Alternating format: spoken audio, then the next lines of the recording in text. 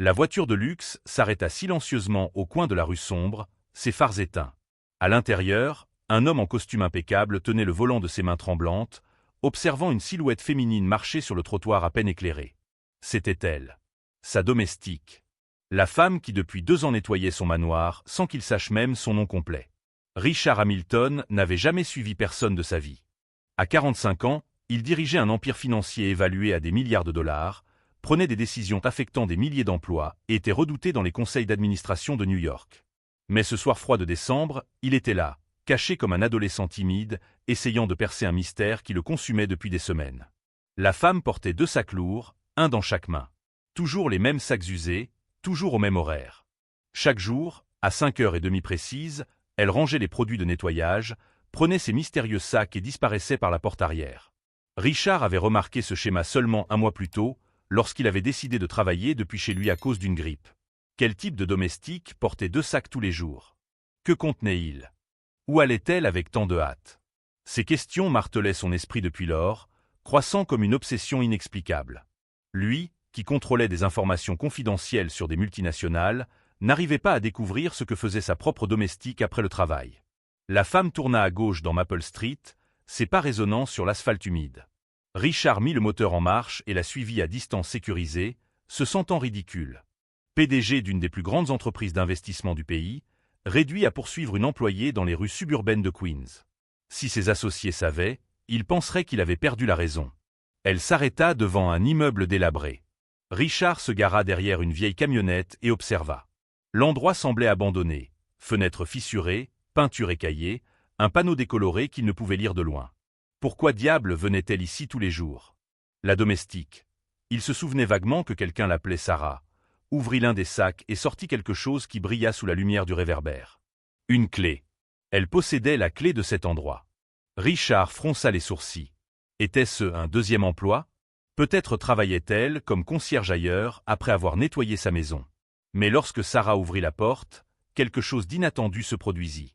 Les lumières s'allumèrent à l'intérieur, et Richard put voir des mouvements. Plusieurs personnes. Il y avait du monde à l'intérieur, l'attendant.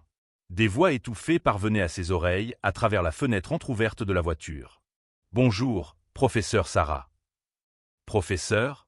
Richard sentit son cœur s'accélérer. Sa domestique était professeur? Comment cela était-il possible? Il lui versait un salaire minimum, juste suffisant pour les besoins de base. Comment pouvait-elle avoir les qualifications pour enseigner? Pendant les 40 minutes suivantes, Richard observa des ombres se déplacer derrière les fenêtres éclairées. De temps en temps, il entendait des bribes de conversation, de petits rires et ce qui semblait être des applaudissements. Il était complètement confus. Que se passait-il là-dedans? Lorsque Sarah sortit enfin de l'immeuble, ses sacs étaient visiblement plus légers. Elle verrouilla la porte avec soin et commença à marcher vers l'arrêt de bus. Richard attendit quelques minutes avant de s'approcher de l'immeuble mystérieux. Le panneau décoloré était désormais plus visible sous la lumière du réverbère. Centre communautaire Espoir, éducation pour tous. En dessous, en lettres plus petites, cours d'alphabétisation gratuit, du lundi au vendredi, de 18h à 20h. Richard resta immobile, absorbant l'information. Alphabétisation? Sa domestique, la femme silencieuse qui nettoyait ses sols en marbre et faisait briller ses trophées d'affaires, enseignait aux adultes à lire et à écrire? Pendant 2 heures chaque jour, après une journée entière de travail dans son manoir? Pour la première fois depuis des années, Richard Hamilton se sentit petit. Très petit. Il retourna à la voiture, l'esprit tourmenté. Combien de fois était-il passé devant Sarah dans les couloirs de sa maison sans même la saluer correctement? Combien de fois l'avait-il traitée comme un meuble, invisible et remplaçable? Et pendant tout ce temps, elle menait une seconde vie consacrée à aider les autres. Sur le chemin du retour vers Manhattan, Richard ne pouvait s'empêcher de réfléchir. Qui était vraiment Sarah? Pourquoi avait-elle choisi de travailler comme domestique alors qu'elle avait les qualifications pour enseigner? Et plus important, comment avait-il pu être aussi aveugle pour ne pas voir la femme extraordinaire qui travaillait dans sa maison depuis 2 ans? Les questions se multipliaient, mais une chose était claire. Sa vie venait d'être bouleversée par une découverte qu'il n'aurait jamais imaginée. Le lendemain matin, Richard arriva au bureau plus tôt que d'habitude. Il appela son assistante personnelle et demanda quelque chose qu'elle n'aurait jamais imaginé entendre. Des informations complètes sur une employée domestique. Nom, adresse, histoire familiale, formation académique, tout ce qu'il était possible de découvrir sur Sarah Johnson. En attendant le rapport, Richard se surprit à regarder par la fenêtre du 40e étage, voyant les gens minuscules comme des fourmis sur les trottoirs en contrebas. Pour la première fois, il se demanda combien d'histoires extraordinaires passaient inaperçues pour lui chaque jour. Combien de Sarah existaient dans le monde, faisant la différence silencieusement pendant que des hommes comme lui vivaient dans leur tour d'ivoire. Le téléphone sonna. Son assistante avait obtenu des informations de base. Sarah Johnson, 28 ans, diplômée en pédagogie de l'Université de Columbia avec distinction académique. Vivait seule dans un petit appartement du Bronx. Orpheline depuis ses 18 ans. Aucun casier judiciaire, excellente référence des emplois précédents. Richard raccrocha, abasourdi. Une licence à Columbia, l'une des universités les plus prestigieuses du pays, et elle nettoyait sa maison pour survivre? Quelque chose n'avait pas de sens. Pourquoi une pédagogue diplômée avec distinction travaillerait-elle comme domestique? Cet après-midi-là, il quitta le bureau plus tôt, inventant une excuse à son équipe. « Je dois vérifier certaines choses à la maison », avait-il dit. En réalité, il devait voir Sarah autrement, parler avec elle, comprendre son histoire. Mais lorsqu'il arriva au manoir, elle était déjà partie. Comme toujours, à 5h30 précises. Richard regarda autour de sa maison immaculée. Chaque surface brillait, chaque objet était parfaitement à sa place. Pour la première fois, il remarqua les petits détails. Les fleurs fraîches qui apparaissaient mystérieusement dans certaines pièces, la façon dont ses livres étaient organisés non seulement par taille mais par sujet, la manière dont même ses objets personnels semblaient soigneusement positionnés. Sarah n'était pas seulement une domestique. Elle était une conservatrice silencieuse de sa vie, quelqu'un qui transformait une maison en foyer sans qu'il le remarque. Et après avoir fait tout cela, elle trouvait encore l'énergie pour enseigner aux autres. Si vous suivez cette histoire incroyable, n'oubliez pas de vous abonner à la chaîne pour ne pas manquer les prochains chapitres qui révéleront des secrets encore plus surprenants sur la vie de cette femme extraordinaire. Richard passa la nuit blanche. À 5h du matin, il était déjà au bureau, mais son esprit ne parvenait pas à se concentrer sur les rapports financiers éparpillés sur le bureau. L'image de Sarah portant ses lourds sacs le hantait. Une pédagogue diplômée avec distinction travaillant comme domestique? Il y avait quelque chose de profondément injuste dans cette équation. Il appela un détective privé qu'il avait déjà utilisé pour certaines acquisitions délicates. « J'ai besoin d'informations discrètes sur une personne », dit-il sans détour. « Mais je veux seulement des faits, rien d'invasif. Historique professionnel, situation financière, famille. C'est urgent. » À 10h du matin, le téléphone sonna. « Monsieur Hamilton, j'ai obtenu quelques informations intéressantes sur Sarah Johnson. » La voix du détective était grave. Mademoiselle a perdu ses parents dans un accident de voiture il y a 10 ans. À l'époque, elle était en dernière année de pédagogie. Elle a dû travailler pour subvenir à ses besoins et terminer son cursus. Richard ressentit une contraction dans sa poitrine. Continuez. Après l'obtention de son diplôme, elle a travaillé dans 3 écoles publiques différentes, toutes dans le Bronx et le Queens. Excellentes évaluations, projets innovants, très appréciés des élèves. Mais quoi? Les 3 écoles ont fermé pour manque de fonds au cours des 5 dernières années. Des coupes dans le budget de l'éducation. Elle est restée au chômage 3 fois consécutives. La dernière fermeture remonte à 2 ans, coïncidant avec le moment où elle a commencé à travailler pour vous. La réalité frappa Richard comme un coup de poing dans l'estomac. Sarah n'avait pas choisi d'être domestique. Elle y avait été contrainte par les circonstances. Une enseignante talentueuse, réduite à nettoyer pour survivre parce que le système avait failli. Il y a encore une chose, monsieur Hamilton. Elle a des dettes médicales importantes. Il semble qu'elle ait soigné sa mère pendant 2 ans avant l'accident. Traitement contre le cancer. Elle a tout vendu, y compris la maison familiale. Richard raccrocha en silence. Ses mains tremblaient légèrement en saisissant sa tasse de café. Lui, qui gagnait des millions par mois, payait une misère à une femme qui avait sacrifié tant pour sa famille et trouvait encore la force d'aider les autres gratuitement. Cet après-midi-là, il rentra de nouveau plus tôt chez lui. Cette fois, Sarah était encore là, en train d'organiser la bibliothèque du 2e étage. Il s'arrêta à la porte, l'observant travailler. Elle manipulait chaque livre avec soin, comme s'il s'agissait de trésors précieux. Beaucoup portaient sur l'éducation, la pédagogie, le développement social, des sujets qui l'intéressaient clairement. « Sarah ?» dit-il doucement, ne voulant pas l'effrayer. Elle se retourna rapidement, manquant presque de faire tomber quelques livres. « Monsieur Hamilton, je ne m'attendais pas à ce que vous arriviez si tôt. Je peux terminer demain si vous voulez. »« Non, non. » Il leva les mains. « Continuez votre travail. Je voulais juste parler un peu. Sarah sembla surprise. En 2 ans, ils avaient à peine échangé plus de 10 mots. Bien sûr, monsieur. En quoi puis-je vous aider? Richard eut du mal à trouver les bons mots. Comment engager la conversation avec quelqu'un qu'il avait ignoré pendant si longtemps? Je vois que vous aimez les livres sur l'éducation. Les yeux de Sarah s'illuminèrent instantanément, puis s'éteignirent à nouveau. Désolé, je ne devrais pas regarder vos livres. C'est juste que, eh bien, c'est un sujet qui m'intéresse. Pourquoi vous intéressez-vous à l'éducation? Demanda Richard, feignant de ne pas connaître sa formation. Sarah hésita, comme si elle craignait d'en dire trop. Je enseignais. Avant de travailler ici. Quel type de cours? Primaire. Mathématiques et portugais pour les enfants. Sa voix s'abaissa. J'adorais voir le moment où il comprenait quelque chose de nouveau. Cette étincelle dans les yeux quand tout faisait sens. Richard sentit sa gorge se nouer. Pourquoi avez-vous arrêté d'enseigner? Le silence qui suivit fut lourd. Sarah baissa les yeux, reprenant l'organisation des livres avec des mouvements mécaniques. Les écoles ont fermé. Toutes. Coupe budgétaire, priorité politique, vous savez comment c'est. Et maintenant, cela ne vous manque pas? Sarah s'arrêta complètement. Pendant un instant, Richard vit quelque chose se briser dans son expression soigneusement contrôlée. Tous les jours, murmura-t-elle. Cela me manque tous les jours. Puis elle se reprit rapidement. Mais je suis reconnaissante d'avoir ce travail, monsieur Hamilton. Vous avez été très généreux de m'employer. Généreux? Richard faillit rire de l'ironie. Il payait moins par mois à Sarah que ce qu'il dépensait pour un seul repas dans ses restaurants préférés. Sarah, puis-je poser une question personnelle? Elle acquiesça nerveusement. Pourquoi avoir choisi de travailler ici? Une personne avec votre expérience aurait certainement d'autres options. Sarah inspira profondément. Honnêtement, parce que vous n'avez pas posé de questions. Vous n'avez pas demandé de références détaillées, vous n'avez pas enquêté sur mon passé. Vous aviez juste besoin de quelqu'un de fiable pour s'occuper de la maison. Elle fit une pause. Certaines personnes ont des préjugés envers les enseignants au chômage. Ils pensent que nous sommes des ratés ou des problèmes. Vous vouliez juste que je fasse bien mon travail.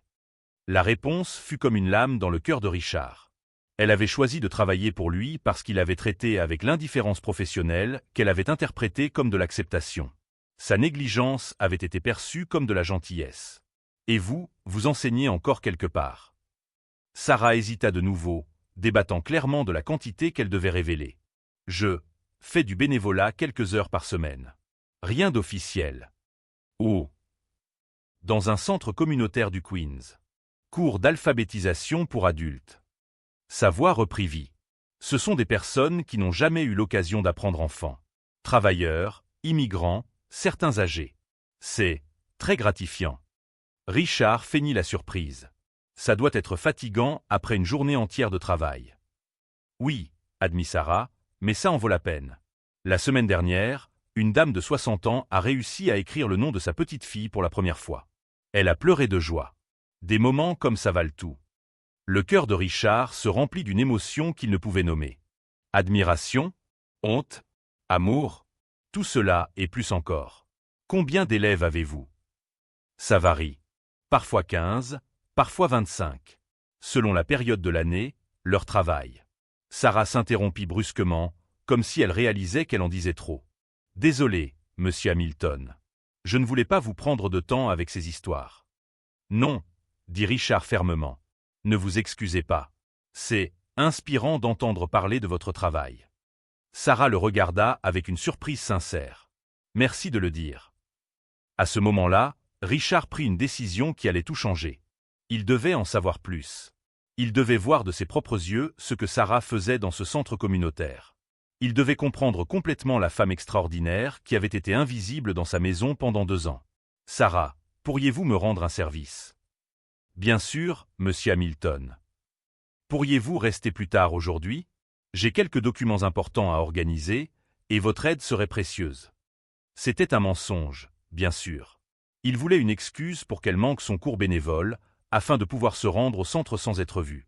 Il devait observer son travail de près, comprendre sa passion, voir à travers ses yeux. Sarah sembla conflictuelle. Eh bien, j'ai un engagement à 6 heures, mais je peux annuler si c'est vraiment important. C'est très important, mentit Richard, se détestant pour cela. Après que Sarah ait appelé le centre pour expliquer qu'elle ne pourrait pas y aller ce soir-là, Richard se verrouilla dans le bureau en feignant de travailler. En réalité, il planifiait sa prochaine visite à ce bâtiment délabré du Queens.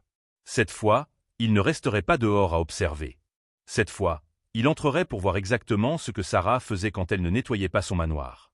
La transformation complète de Richard Hamilton avait commencé, et il ne réalisait même pas à quel point sa vie était sur le point de changer pour toujours. Richard arriva au centre communautaire Espoir la nuit suivante, cette fois décidé à entrer.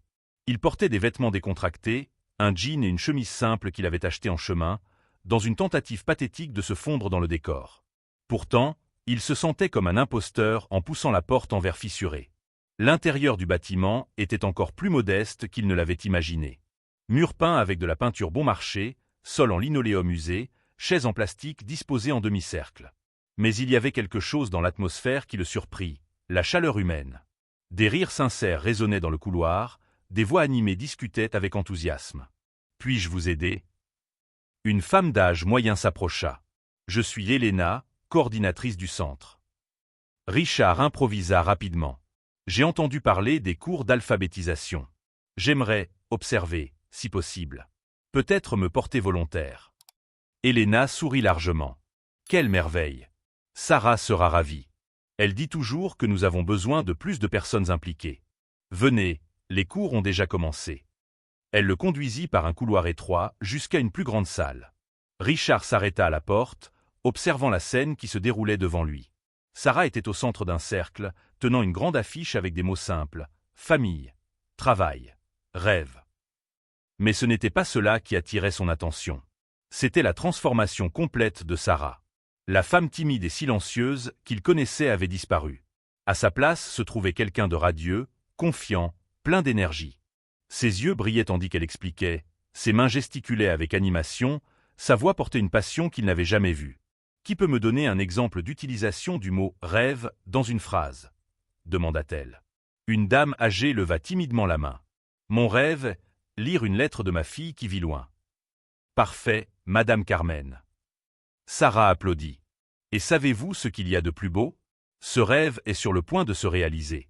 La semaine dernière, vous aviez déjà réussi à lire la moitié de la lettre. Vous vous souvenez ? » La salle explosa en applaudissements chaleureux. Richard vit des larmes dans les yeux de Madame Carmen et sentit sa propre gorge se nouer. Ce n'était pas seulement un cours d'alphabétisation.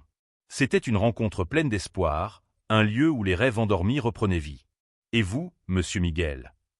Sarah s'adressa à un homme d'environ 50 ans. « Comment s'est passée la semaine ?»« Professeur Sarah, » dit l'homme avec fierté, « j'ai réussi à remplir le formulaire à l'hôpital tout seul. Pour la première fois de ma vie, je n'ai eu besoin d'aide de personne. » L'émotion dans la voix de l'homme était palpable. Richard observa Sarah essuyer discrètement une larme qui avait coulé sur son visage. « C'est incroyable, Miguel. Vous devriez être très fier de vous. » Pendant l'heure suivante, Richard regarda fasciné la dynamique de la classe. Sarah n'était pas seulement une enseignante. Elle était thérapeute, motivatrice, amie. Elle connaissait l'histoire de chaque élève, célébrait chaque petite victoire, encourageait dans les moments de frustration. Il y avait aussi quelque chose qui le troubla profondément. Les 2 sacs mystérieux étaient ouverts dans un coin de la salle. L'un contenait du matériel pédagogique, papier, crayons, gomme, livres pour enfants adaptés. L'autre était rempli de nourriture. Sandwichs emballés, fruits, bouteilles d'eau, biscuits. « Chers élèves, faisons une pause de 15 minutes, » annonça Sarah. « Qui veut, il y a des collations là-bas dans le coin. » Richard observa discrètement plusieurs élèves se diriger vers les sacs de Sarah. Ils prenaient la nourriture avec gratitude, mais aussi avec dignité. Il n'y avait aucune gêne, comme si c'était naturel et attendu. Sarah avait transformé un acte de charité en quelque chose d'organique et respectueux. Elena s'approcha de lui pendant la pause. « Impressionnant, n'est-ce pas ? Sarah est un trésor. Elle fait cela depuis presque 2 ans, sans jamais manquer un seul cours. Elle ne reçoit rien pour cela. » « Rien d'autre que des sourires et des câlins, » rit Elena. En réalité, c'est elle qui finance une grande partie du programme.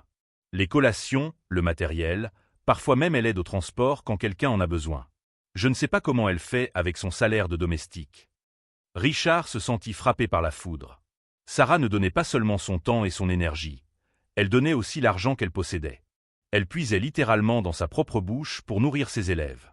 Le cours reprit, et Richard continua d'observer.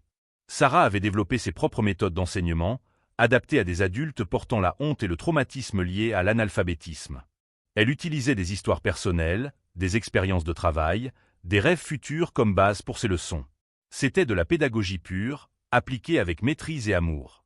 Lors d'une activité d'écriture, Richard remarqua un jeune homme d'environ 20 ans en difficulté avec une phrase simple. Ses mains tremblaient, la sueur coulait sur son front, et il semblait prêt à abandonner. Sarah s'approcha silencieusement, s'agenouilla à côté de sa chaise et murmura quelque chose que Richard ne put entendre. Le jeune homme hocha la tête, inspira profondément et continua d'écrire. Quelques minutes plus tard, il avait terminé la phrase. Lorsqu'il la montra à Sarah, elle le serra dans ses bras comme s'il avait conquis le monde. Peut-être, pour lui, l'avait-il vraiment conquis. « C'est pour vous », dit le jeune homme en tendant un papier à Sarah. « C'est mon nom. Je l'ai écrit tout seul pour la première fois. » Richard vit Sarah tenir le papier comme s'il était en or. « Merci, David. Je le garderai pour toujours. » À ce moment-là, Richard comprit quelque chose de fondamental. Il avait passé sa vie à accumuler de l'argent, du pouvoir, du prestige. Il avait construit un empire qui impressionnait le monde financier. Mais Sarah construisait quelque chose de beaucoup plus précieux. Elle reconstruisait des vies humaines, un mot à la fois. Le cours se termina à 8 heures pile. Richard observa Sarah dire au revoir affectueusement à chaque élève, leur rappelant les exercices à faire à la maison, les encourageant pour la semaine suivante. Elle rangea soigneusement le matériel dans les sacs, vérifia que la salle était propre et organisa les chaises. Richard attendit que tout le monde parte, puis s'approcha d'Helena. « Comment puis-je aider ? Vous voulez vraiment vous impliquer ?» demanda-t-elle, surprise par l'intensité dans sa voix. « Plus que tout ce que j'ai jamais voulu dans ma vie. » Helena sourit. « Eh bien, nous avons toujours besoin de plus de bénévoles. Sarah a une longue liste d'attente, mais elle ne peut pas gérer plus de classes seule. Si vous saviez enseigner. Et si je voulais faire plus que enseigner? Et si je voulais tout développer? Comment ça? » Richard hésita. Il ne pouvait pas encore révéler son identité, mais il devait commencer à semer des graines. « Disons que je connais des personnes avec des ressources. Des personnes qui pourraient financer une expansion significative de ce programme. » Les yeux d'Helena s'illuminèrent. Ce serait incroyable. Mais Sarah est très fière, vous savez? Elle n'accepte pas facilement l'aide. Des donateurs ont déjà essayé auparavant, et elle a toujours refusé. Elle dit qu'elle ne veut pas que le projet devienne de la charité. Elle veut que ce soit quelque chose construit par la communauté. Cette information fut cruciale pour Richard. Sarah n'accepterait pas son aide directe, surtout venant de son employeur. Il devrait être plus subtil, plus stratégique. Il devrait trouver un moyen de soutenir son travail sans blesser sa fierté ni compromettre son autonomie. En marchant vers sa voiture, Richard commençait déjà à formuler un plan. Il utiliserait ses contacts à la mairie pour obtenir une subvention officielle pour le centre. Il créerait une fondation anonyme fournissant des ressources. Il mobiliserait d'autres entrepreneurs pour soutenir les projets d'alphabétisation de la ville. Mais plus important encore, il avait enfin trouvé un but réel pour sa richesse. Pendant des années, il avait accumulé des millions sans savoir exactement pourquoi. Maintenant, il savait. Tout cet argent, tout ce pouvoir, toute cette influence, tout cela pourrait être utilisé pour multiplier le travail extraordinaire de Sarah. Il retourna à Manhattan avec une détermination qu'il n'avait pas ressentie depuis des années. Demain commencerait la plus grande et la plus importante acquisition de sa carrière. Cette fois, il n'achetait pas une entreprise. Il achetait l'opportunité de transformer des vies aux côtés de la femme la plus inspirante qu'il ait jamais rencontrée. La préparation secrète de Richard Hamilton venait tout juste de commencer, et Sarah n'avait aucune idée de la révolution qui allait bientôt bouleverser sa vie. 3 mois s'étaient écoulés depuis que Richard avait découvert le monde secret de Sarah. Pendant ce temps, il avait travaillé sans relâche en coulisses, utilisant tous ses contacts et son influence pour créer un réseau de soutien invisible autour du centre communautaire Espoir. Des subventions municipales étaient apparues mystérieusement. Une fondation anonyme commença à envoyer des fournitures mensuelles. Des entrepreneurs furent discrètement convaincus de financer des programmes d'alphabétisation. Mais Richard en voulait plus. Il voulait que Sarah sache qu'il y avait quelqu'un qui appréciait son travail, qui reconnaissait sa génialité, qui la voyait comme la femme extraordinaire qu'elle était réellement. Le problème était de le faire sans révéler son identité. L'occasion se présenta un matin de mars, lorsque Richard rentra chez lui et trouva Sarah assise dans la cuisine, pleurant silencieusement sur quelques papiers éparpillés sur la table. « Sarah, tout va bien ?» demanda-t-il, sincèrement inquiet. Elle essuya rapidement ses larmes et tenta de cacher les documents. « Désolé, monsieur Hamilton. Je ne devrais pas utiliser votre table pour des affaires personnelles. Ne vous inquiétez pas pour ça. » Richard s'approcha doucement. « Puis-je aider en quelque chose ?» Sarah hésita, clairement en train de se demander si elle devait s'ouvrir. Finalement, elle soupira profondément. « C'est le centre communautaire où je donne des cours bénévoles. Ils vont le fermer. » Le cœur de Richard s'emballa. « Fermé ? Pourquoi ? » Le bâtiment a été vendu. Spéculation immobilière. Sa voix était chargée d'amertume. Le nouveau propriétaire veut tout démolir pour construire des appartements de luxe. Nous avons 30 jours pour partir. Richard sentit une rage monter en lui. Tous ses préparatifs silencieux, toutes les ressources qu'il avait mobilisées, et maintenant tout serait détruit par la cupidité immobilière. Et il n'y a rien à faire. Elena, la coordinatrice, a essayé de négocier. Mais le prix qu'il demande pour maintenir le centre est impossible. 200 000 $ comptant. Sarah rit amèrement. Cela peut sembler peu pour certaines personnes, mais pour nous, ça pourrait tout aussi bien être 200 millions. 200 000 $. Richard dépensait plus que cela dans quelques achats impulsifs d'art. C'était une somme ridiculement faible pour sauver quelque chose d'aussi précieux. Son esprit commençait déjà à courir, formulant des plans. « Sarah, dit-il avec précaution, et si hypothétiquement quelqu'un apparaissait avec l'argent? Un bienfaiteur anonyme ?» Elle le regarda avec surprise. « Pourquoi demandez-vous cela? » Juste par curiosité. Vous accepteriez une aide comme ça? Sarah resta silencieuse un long moment. « Vous savez, monsieur Hamilton, pendant 2 ans j'ai travaillé dans cette maison presque invisible. Nous n'avons jamais vraiment parlé jusqu'à il y a quelques semaines. Maintenant, vous montrez un intérêt sincère pour mon travail, vous posez des questions sur l'éducation, sur le centre. » Elle fit une pause, scrutant son visage. « Parfois, je me demande s'il y a quelque chose que vous ne me dites pas. » Richard sentit son cœur s'accélérer. Sarah était plus perspicace qu'il ne l'avait imaginé. « Que voulez-vous dire? » Je ne sais pas exactement. Mais dernièrement, j'ai l'impression que quelqu'un s'occupe du centre. Des fournitures qui apparaissent mystérieusement, de petites réparations faites sans explication. Même certains de mes élèves ont trouvé de meilleurs emplois grâce à d'étranges coïncidences. Elle le regarda directement. « Vous ne sauriez rien à ce sujet, n'est-ce pas ?» Richard était à la croisée des chemins. Il pouvait continuer à mentir, ou enfin révéler la vérité. En regardant les yeux interrogateurs de Sarah, il réalisa qu'il ne pourrait plus maintenir la supercherie. « Sarah, je dois te dire quelque chose. » Avant qu'il puisse continuer, le téléphone de Sarah sonna. Elle décrocha rapidement, et Richard vit son expression passer de l'inquiétude au choc total. « Quoi? Vous êtes sûr? » cria-t-elle au téléphone. « Mais comment? Qui? » Une pause. « Non, non, j'y vais tout de suite. » Elle raccrocha, les mains tremblantes. « Monsieur Hamilton, je dois partir. C'est une urgence au centre. Quelqu'un a acheté le bâtiment. Ils ont payé la totalité ce matin. Elena n'arrive pas à savoir qui c'est. » Richard ressentit un mélange de panique et d'euphorie. Son assistante avait agi plus vite qu'il ne l'avait prévu. Il avait autorisé l'achat la veille au soir, mais pensait que le traitement de toute la documentation prendrait au moins une semaine. « Sarah, attends. » Il la saisit doucement par le bras. « Avant que tu partes, il y a quelque chose que je dois te dire. »« Monsieur Hamilton, s'il vous plaît, puis-je vous parler quand je reviendrai? C'est que c'est très important pour moi et... » Sarah. Sa voix était ferme, mais douce. « C'est moi. » Elle s'arrêta complètement. « Quoi? » ?»« C'est moi qui ai acheté le bâtiment. » Le silence qui suivit fut assourdissant. Sarah le regarda comme si elle avait vu un fantôme. « Vous, quoi? » Richard inspira profondément. « C'était maintenant ou jamais. Il y a 3 mois, je t'ai suivi jusqu'au centre communautaire. J'ai vu ton travail. J'ai vu qui tu es vraiment.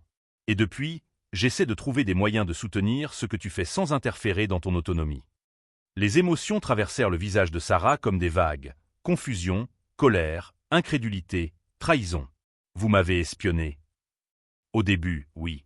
J'étais curieux de savoir où tu allais tous les jours. Mais ensuite c'est devenu bien plus que ça. Sarah, tu n'as aucune idée de l'impact que tu as sur la vie des gens. Tu es la personne la plus extraordinaire que j'ai jamais rencontrée. Vous m'avez suivi. Sa voix montait. Vous m'avez observé sans mon consentement. Vous avez violé ma vie privée. Et maintenant vous voulez être mon sauveur? Richard comprit qu'il avait commis une erreur terrible. Sarah, ce n'est pas ça.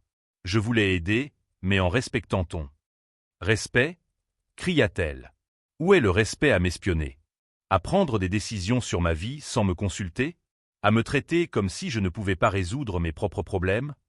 Les larmes coulaient maintenant sur son visage, mais c'étaient des larmes de colère, pas de gratitude. Pendant 2 ans, vous m'avez traité comme un meuble. Et maintenant, soudainement, vous décidez que je suis votre projet de charité? Votre bonne action de l'année? Ce n'est pas de la charité, Sarah. C'est... Richard lutta pour trouver les bons mots. C'est quoi? De l'amour? Elle rit amèrement. Vous ne connaissiez même pas mon nom complet avant le mois dernier. Cette accusation frappa Richard comme une balle. C'était vrai. Pendant 2 ans, il avait été aveugle à la femme extraordinaire qui travaillait dans sa maison. Sarah, vous avez raison sur tout ça. J'ai été un idiot. Mais ce que je ressens pour toi maintenant est réel. Ce que vous ressentez pour moi. Sarah semblait incrédule. Vous avez pitié de moi. Vous vous sentez coupable de me payer une misère pendant que je ne manque de rien. Mais l'amour? Comment pouvez-vous aimer quelqu'un que vous avez ignoré pendant 2 ans? Richard se sentit brisé. Chaque mot de Sarah était comme une lame coupant ses illusions. Il avait cru être noble, généreux, romantique. En réalité, il avait été paternaliste, envahissant et arrogant. Vous avez raison, dit-il doucement. Surtout, je n'ai aucune excuse pour ce que j'ai fait. Mais Sarah, malgré mes erreurs, le centre est sauvé. Tes élèves peuvent continuer à apprendre. Cela ne vaut-il pas quelque chose? Sarah le regarda longuement. Vous savez quelle est la partie la plus triste de tout ça, Richard? C'est que pour la première fois en 2 ans, j'avais commencé à croire que vous me voyiez vraiment. Que vous aviez enfin reconnu mon humanité. Mais vous ne m'avez vu que lorsque vous avez décidé que j'étais un projet intéressant pour votre ego. Elle prit son sac et se dirigea vers la porte. Le centre n'a pas besoin que vous le sauviez. Nous aurions trouvé un moyen. Nous avons toujours trouvé un moyen. Parce que c'est ce que font des gens comme moi. Nous trouvons des solutions, même quand des gens comme vous ne savent même pas que nous existons. À la porte, elle se retourna une dernière fois. Je reviendrai demain pour terminer mon travail ici. Après cela, considérez ceci comme mon préavis de 2 semaines. La porte se referma, laissant Richard seul dans son manoir immaculé, entouré de toute sa richesse inutile, comprenant enfin le véritable prix de sa cécité. Les 2 semaines suivantes furent les plus longues de la vie de Richard. Sarah tint sa promesse, revenant chaque jour pour travailler avec la même efficacité professionnelle qu'auparavant, mais la chaleur humaine avait complètement disparu. Elles échangeaient à peine des mots, et lorsqu'elles le faisaient, ce n'était que sur les tâches domestiques. Richard essaya de se rapprocher à plusieurs reprises, mais Sarah élevait une barrière invisible chaque fois qu'il s'approchait. Elle était redevenue l'employée silencieuse et distante des 2 premières années. Sauf que maintenant Richard savait exactement ce qu'il avait perdu. Le dernier jour de travail de Sarah, Richard ne put plus supporter. Il la trouva dans la cuisine, rangeant les produits de nettoyage pour la dernière fois. « Sarah, s'il te plaît. 5 minutes pour parler. C'est tout ce que je demande. » Elle ne leva pas les yeux. « Il n'y a plus rien à dire, monsieur Hamilton. »« Si. Je dois te dire que tu avais raison sur tout. Sur mon arrogance, mon paternalisme, ma cécité. Mais je dois aussi te dire que tu as complètement changé ma vie. » Sarah le regarda enfin. « Comment ça? » Richard s'assit sur la chaise en face d'elle, choisissant ses mots avec soin. « Avant de connaître ton travail au centre, je croyais que ma richesse me rendait important. Que mon succès financier signifiait que j'étais une personne de valeur. Tu m'as montré ce qui importe réellement. Et qu'est-ce qui importe, à ton avis? L'impact que nous avons sur la vie des autres. La différence que nous faisons dans le monde. Toi, avec un salaire minimum, tu as eu plus d'impact réel que moi avec tous mes millions. » Sarah resta silencieuse, mais Richard sentit qu'elle écoutait. « Ces 3 derniers mois, j'ai complètement changé mon entreprise. Nous avons créé un programme d'éducation pour les employés peu scolarisés. Nous finançons 50 centres d'alphabétisation dans les quartiers défavorisés de la ville. Nous avons donné 2 millions pour la formation d'enseignants spécialisés dans l'éducation des adultes. » Les yeux de Sarah s'écarquillèrent. « Vous avez fait tout ça? » « Oui. Mais pas comme un grand bienfaiteur sauvant les pauvres. J'ai consulté des éducateurs, écouté les communautés, respecté l'autonomie des projets. J'ai appris que mon rôle n'est pas de sauver quelqu'un. C'est de soutenir ceux qui font déjà le vrai travail. » Sarah resta silencieuse un long moment. « Pourquoi me racontes-tu cela? » Parce que je veux que tu saches que ta colère était justifiée, mais aussi transformatrice. Tu ne m'as pas seulement enseigné l'éducation, tu m'as éduqué sur l'humilité, le respect et ce que signifie vraiment voir les gens. Richard se leva et alla chercher une enveloppe qu'il avait laissée sur le comptoir. Il y a une dernière chose que je dois te montrer. Il tendit l'enveloppe à Sarah. À l'intérieur se trouvait un document officiel. Qu'est-ce que c'est? Demanda-t-elle, fronçant les sourcils en lisant. C'est l'acte de propriété du Centre communautaire Espoir. J'ai transféré la propriété à une fondation gérée par Elena, toi et des représentants de la communauté. Je n'ai aucun contrôle sur les décisions. Mon rôle est uniquement de financer ce que vous décidez de faire. Sarah le regarda avec un mélange de choc et de ce qui pourrait être du respect. Vous avez vraiment écouté ce que j'ai dit. J'ai écouté chaque mot. Et tu avais raison. Je ne pouvais pas sauver le centre parce qu'il n'a jamais eu besoin d'être sauvé. Vous avez toujours trouvé des solutions avant, et vous continueriez à en trouver. Vous aviez seulement besoin de ressources, pas d'un sauveur. Sarah plia soigneusement le document. Richard, puis-je poser une question? Tout ce que tu veux. Pourquoi m'as-tu vraiment suivi cette première nuit? Quelle était la véritable raison? Richard hésita. C'était la question qu'il avait évité de répondre honnêtement, même à lui-même. Parce que tu étais la seule chose dans ma vie que je ne pouvais pas contrôler ou comprendre. Tu avais une vie secrète, un but, un mystère. Et moi, je n'avais rien de tout cela. Tu as été attiré par mon mystère. Au début, peut-être. Mais ensuite je suis tombé amoureux de ta passion, de ton dévouement, de ta force. Tu étais tout ce que je ne savais pas que je voulais être. Sarah se leva et alla vers la fenêtre, observant le jardin impeccablement entretenu. Tu sais quelle a été la partie la plus difficile de tout ça pour moi? Quoi? C'est de réaliser que malgré toutes tes erreurs, malgré la façon arrogante dont tu as agi, tes intentions étaient sincères. Tu voulais vraiment aider. Tu ne savais juste pas comment le faire respectueusement. Richard sentit une étincelle d'espoir. Et maintenant, tu penses que j'ai appris? Sarah se tourna pour le regarder. Je pense que tu apprends. Mais Richard, je ne peux pas revenir travailler pour toi. Pas après tout ce qui s'est passé. Le cœur de Richard s'effondra. Je comprends. Mais, Sarah fit une pause. Elena m'a proposé la direction pédagogique du centre. Avec les nouvelles ressources, nous pouvons nous développer significativement. Créer des programmes de jour, de nuit, des cours professionnels. C'est une opportunité incroyable. C'est merveilleux, Sarah. Tu le mérites. Le problème est que nous aurons besoin de travailler avec des donateurs, avec la mairie, avec des entrepreneurs qui veulent soutenir le projet. Je vais avoir besoin de quelqu'un qui comprenne ce monde, qui puisse servir de pont entre la communauté et les ressources. Richard la regarda, n'osant pas espérer. Que veux-tu dire? Je veux dire que peut-être nous pourrions travailler ensemble. Pas comme patron et employé, mais comme partenaire.